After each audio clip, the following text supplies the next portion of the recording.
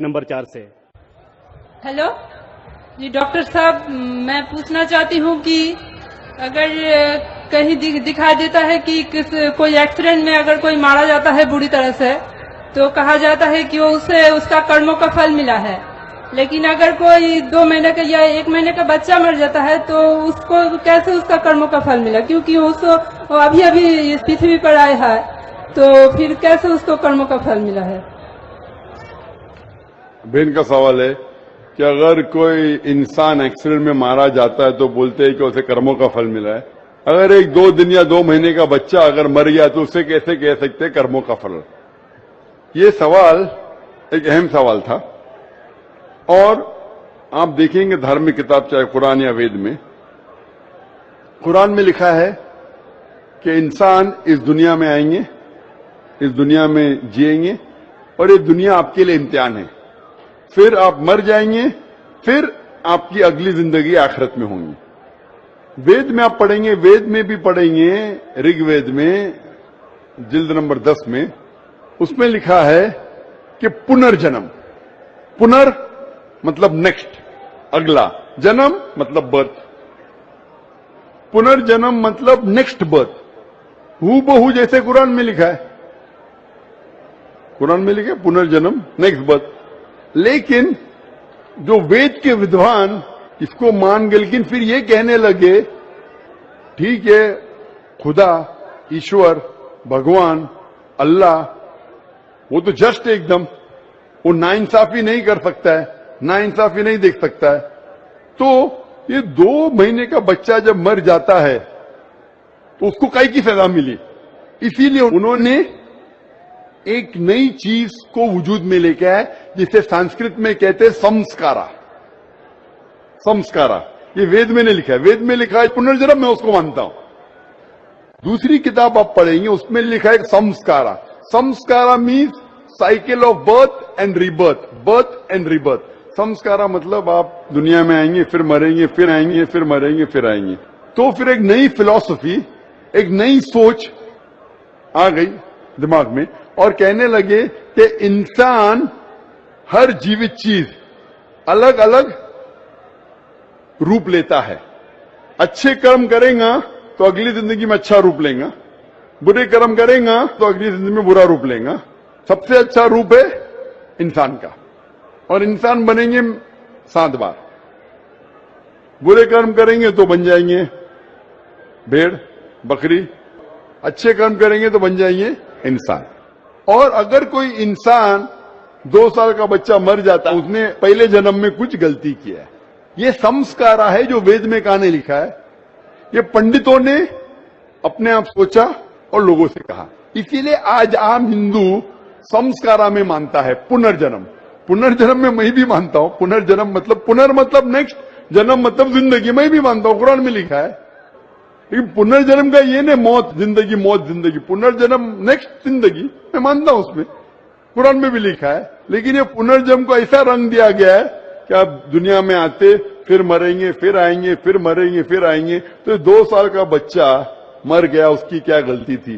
तो ये लोग सोच नहीं पाए। लेकिन इसका जवाब कुरान में है कि 2 साल के बच्चे ने क्या गलती की, क्या गलती की, क्या नहीं की, उसके ऊपर कुरान मजीद में लिखा है। अल्लाह ताला फरमाते सूरह मुल्क में, सूरह नंबर 67 आयत नंबर 2 में, अल्लज़ी खलक़ल मौत वल हयाता, कि अल्लाह सुब्हानहू व तआला ने मौत और जिंदगी बनाई ताकि आप लोग को परख सके आप में से अच्छा अमल कौन करता है।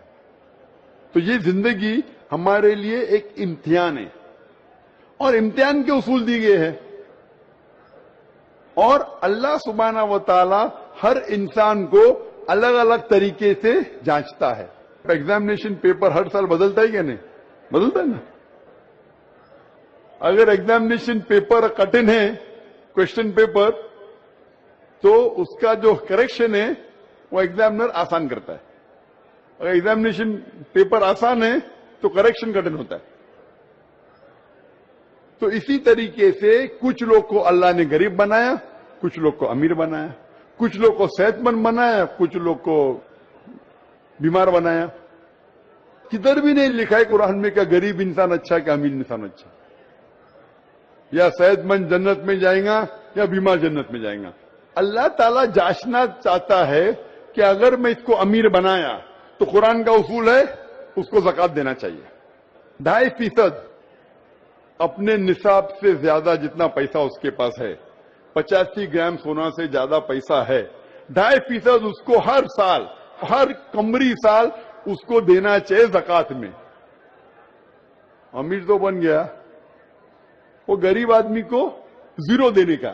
تو زکات کے سوال جواب میں اس غریب انسان کو 100 میں سے 100 مارکس. وہ امیر انسان شاید دیں گا ہی نہیں تو 0 مل گیا, بیچارہ فیل ہو جائے گا. یا ہو سکتا ہے کہ آدھا دیتا ہے تو کم مارکس ملیں گے. تو یہاں ہم بولتے غریب انسان, ارے بیچارہ کیا, اس کو 100 میں سے 100 مارکس مل گئے. زکات میں اس کو 100% مارکس. وہ امیر انسان کے لیے امتحان ہے. اسی لیے اللہ کے رسول فرماتے کہ غریب انسان کو جنت جانا اور آسان ہے بنسبت امیر کو. اور جتنے صحابہ جو امیر تھے ان سے پوچھتا زیادہ ہوں گی. صحابہ تھے, اللہ کے رسول کے قریب تھے, پھر بھی ان کی پوچھتا زیادہ ہوئی. اللہ نے پیسے دے, کیا کیا اس کا تم نے؟ آپ سمجھ رہے نا. تو اسی لیے اللہ تعالیٰ ڈفرینٹ لوگ کو ڈفرینٹ طریقے سے ٹیسٹ کرتا ہے. کچھ آدمی کو اچھی صحت دیتا ہے, کچھ آدمی کو بیمار بناتا ہے. ابھی ایک انسان ہے جو شادی کرتا ہے, دونوں میاں بیوی اللہ کو مانتے ہیں, اچھے کام کرتے, ان کا بچہ پیدا ہوتا ہے وتھ کنجنائٹل ہارٹ ڈیزیز, دل کی بیماری سے پیدا ہوتا ہے. ابھی وہ بچہ پیدا ہوا 2 دن کا بچہ ہے, اس کو دل کی بیماری کیوں؟ اللہ تعالیٰ ٹیسٹ کر رہا ہے اس کے ماں باپ کو. قرآن کی آیت ہے کہ تمہارے بچے, تمہاری دولت تمہارے لیے امتحان ہے, ایک فتنہ ہے. فتنہ عربی میں مانی امتحان, اردو میں فتنہ کے 2 معنی ہوتے, ایک ہوتا ہے فتنہ, ایک ہوتا ہے امتحان. تو قرآن مجید میں فتنہ جب کہا گیا وہ امتحان ہے. آپ کے بچے, آپ کی دولت آپ کے لیے امتحان ہے. زیادہ دولت ہے تو خیرات میں دینا چاہیے, بچے ہیں تو آپ کے لیے امتحان ہے. تو اللہ تعالیٰ ٹیسٹ کرنا چاہتے ان میاں بیوی کو کہ اگر میں ان کے لیے ایسا بچہ پیدا کروں جس کو ہارٹ ڈیزیز ہے, پھر بھی وہ میرے پہ ایمان لاتے کہ نہیں. جتنی کٹھن امتحان اتنی ڈگری اونچی. آپ بی اے کے لیے اپیئر ہوئیں گے تو آپ کو سمپل گریجویشن بی اے ملتا ہے. اگر ایم بی بی ایس کے لیے اپیئر ہوتے, جیسا پاس ہوتے آپ کے نام کے آگے لگتا ہے doctor. But M B B S exam pass کرنا بی اے سے بہت کٹھن ہے. میں بھی M B B S pass کیا, چھوڑ دیا, لیکن کیونکہ میں ڈاکٹر سے اور اچھے میدان میں آ گیا, دعوت کے میدان میں آ گیا. وہ جو کہہ رہی ہے بہن کہ وہ 2 سال کے بچے کی کیا غلطی, کیا عمر کیا. کبھی بھی کچھ بھی پریشانی کسی انسان کو آتی ہے تو 2 چیز ہو سکتی ہے. ہو سکتا ہے کہ وہ اس کے لیے پنشمنٹ ہے, یا اس کے لیے امتحان ہے, ایک ٹیسٹ ہے. اگر مشکلات پیش آتی ہے ہو سکتا ہے کہ وہ سزا ہے اس کے لیے یا امتحان ہے. اگر وہ انسان صحیح راستے پہ ہے تو اس کے لیے امتحان ہے, اگر غلط راستے پہ تو اس کے لیے سزا ہے. تو ہر انسان کو جب بھی مشکلات پیش آتی ہے اسے اپنے گریبان میں جھانک کے دیکھنا چاہیے, میں کچھ غلطی کر رہا ہوں کیا نہیں, میں قرآن و حدیث کے مطابق چل رہا ہوں کیا نہیں. اگر چل رہا ہوں تو بولنا الحمدللہ یہ میرا امتحان ہے, اگر نہیں چل رہا ہوں تو بھائی چلنا شروع کر. اسی طریقے سے کچھ بھی اچھی چیز زندگی میں ہوتی وہ 2 ہو سکتا ہے, ادھر یہ ریوارڈ ہے, ریوارڈ, یا آپ کے لیے ٹیسٹ ہے. ہو سکتا ہے کہ آپ کے لیے کوئی انعام ہے یا آپ کے لیے امتحان ہے. تو یہ جو ٹیسٹ ہوتا ہے, ایک انسان کار ایکسیڈنٹ میں مر جاتا ہے تو اللہ تعالیٰ بولتا ہے یہ انسان کا ٹیسٹ ہے 40 سال کے لیے. 40 سال جو پورا ہو جاتا ہے اس کا ٹیسٹ ختم, گھنٹی بج جاتی, وہ ایکسیڈنٹ میں مر گیا. وہ بچے کا امتحان 2 سال کے لیے تھا, وہ بچہ معصوم ہے, کچھ غلطی نہیں کہ جنت میں جائیں گا. ٹیسٹ تھا اس کے والدین کے لیے, اس کے ماں باپ کے لیے, کہ ماں باپ جب 2 سال کا بچہ مرتا ہے پھر بھی اللہ پہ یقین رکھتے کیا نہیں. تو وہ بچہ اگر کوئی گناہ نہیں کرتا وہ ڈائریکٹ جاتا ہے جنت میں. وہ ماں باپ کا ٹیسٹ ہے کہ وہ بچہ مرنے کے بعد پھر بھی اللہ پہ یقین رکھتے ہیں کیا نہیں. تو وہ ان کے لیے امتحان ہے. کدھر بھی نہیں لکھا ہے قرآن حدیث میں کہ اگر وہ بچہ 2 سال کا ہے کہ اس کے لیے سزا ہے. وہ سزا کدھر ہے؟ اس کا امتحان ختم ہو گیا. 2 سال تک امتحان تھا، ٹیسٹ پیپر ختم.